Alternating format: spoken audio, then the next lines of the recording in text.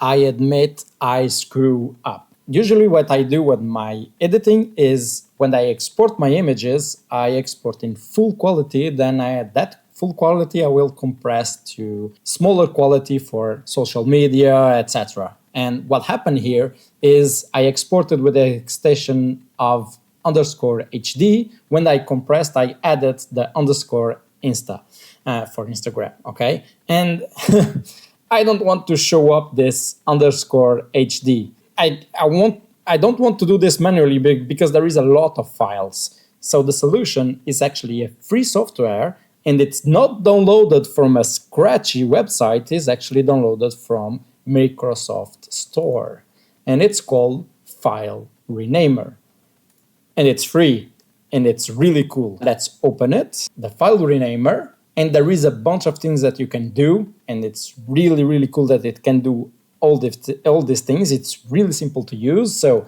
let's import the images. Okay, I'm gonna select them all, open, and here it is.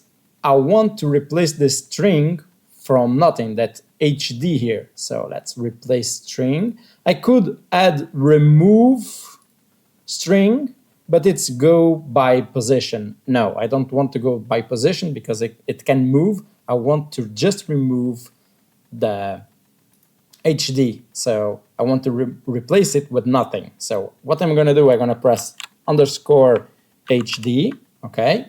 Replace with nothing and apply changes. And as you can see, the HD disappeared. Still, the files are not changed yet, okay? So you have to save it. Let it do its magic, and boom! All the files are with the name that I wanted. How cool is that?